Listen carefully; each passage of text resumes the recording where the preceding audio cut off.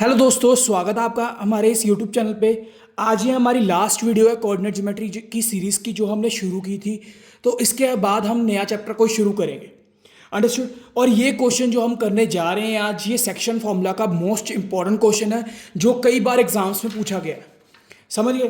तो चलिए हम इसको शुरू करते हैं और ध्यान से समझेंगे इस क्वेश्चन को।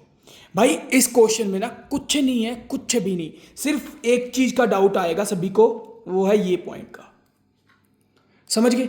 अब हम इस क्वेश्चन में देखते हैं क्या क्या लिखा हुआ है। If A and B are the points, ये एंड ये, मतलब ए एंड बी पॉइंट्स ये हो हमें, ए एंड बी। ए का पॉइंट कौन सा है? -2, -2 एंड बी का क्या है? 2, -4। हमें पता है ये x1 होगा, y1 होगा और ये x2 और y2। समझ गए? Find the coordinate of point P। P कोई पॉइंट है कहीं पर भी, मुझे नहीं पता, इस लाइन के ऊपर है, बस इतना पता है। ठीक है? Such that AP is equal to 3/7 of AB। अब इन्होंने दिया हुआ है AP is equal to 3/7 of AB। ठीक है? अब हमें पता है ये मल्टीप्लाई, उधर क्या होता है? डिवाइड। तो हमारे पास क्या आ गया? AP upon AB is equal to 3/7। ठीक है? अब मुझे एक बात बताइए भाई, AB को मैं ऐसे लिख सकता हूं, AB को कि AP प्लस PB है, लिख सकता हूं ना? तो मैं यहां पर लिख रहा हूं AP upon AP plus PB is equal to 3/7। समझ गए इतनी बात? अब देखिए, हमें दिख रहा है कि AP की वैल्यू क्या है? 3। वैल्यू नहीं है ये, हम बोल सकते हैं रेशियो भी बोल सकते हैं या कांस्टेंट प्रोपोर्शन भी बोल सकते हैं। तो हम लेट कर रहे हैं कि AP की वैल्यू क्या है? 3। तो अगर AP की वैल्यू 3 है तो APB की क्या हो गई है? भाई ये देखिए ना, AB की कितनी थी? 7 और AP की कितनी थी? 3 और AB की 7। तो इसमें पुट कर दो, तो हमारे पास क्या आ गया? 7 इज इक्वल टू AP की कितनी थी? 3 प्लस PB। तो PB की कितनी वैल्यू आ गई? 4। तो हमारे पास रेशो कौन कौन सी आ गई? AP की रेशो कितनी आ गई? 3 और PB की कितनी आ गई? 4। तो हमारे पास रेशो बन गई। बस ये ध्यान रखना है इस क्वेश्चन में, और कुछ भी नहीं है। समझ रहे हो? अगर मैं एग्जांपल दूं, आपको ये पेन है और ये पेन में हमें एक लाइन दी हुई है, कोऑर्डिनेट्स है साइड वाले, ये वाला और ये वाला। ठीक है? और एक पॉइंट सेंटर पे ये है। ठीक है? हमें बताया हुआ है ये पूरा पेन है 7 सेंटीमीटर का, और हमें ये भी बताया हुआ कि यहाँ तक का डिस्टेंस हमारे पास 3 सेंटीमीटर का है। पूरा कितने का है? 7 का। और यहाँ तक का कितना है? 3। अगर पूरा 7 का है और ये यहाँ तक का 3 है, तो ये कितना बचा? कैसे निकालेंगे? 7 में से ये माइनस कर देंगे तो हमारे पास ये आ जाएगा। तो यही हमारा आंसर है। तो 7 में से 3 माइनस किया कितना आया? 4।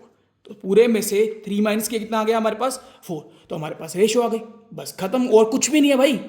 हमें कोऑर्डिनेट्स पूछे P पॉइंट के, इसको हम लेट कर लेते हैं x और इसको लेट कर लेते हैं y। बस हो गया। ये M1 M2 x1 y1 और x2 y2। बस पुट करो। तो x का फॉर्मूला क्या था?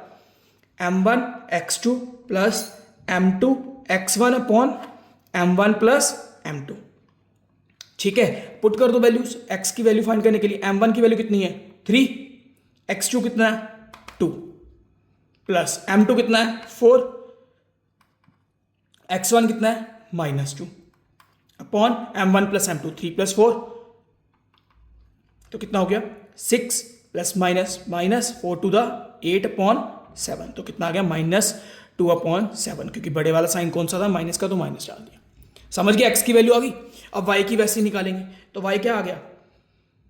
M1 y2 plus M2 y1 upon M1 plus M2। समझ गए? तो M1 क्या था हमारे पास? 3 और y2 कितना है? -4 प्लस M2 कितना है? 4। y1 कितना है हमारे पास? -2 upon M1 plus M2, 3 plus 4, कितना आ गया ये? -12 -8 अपॉन 7।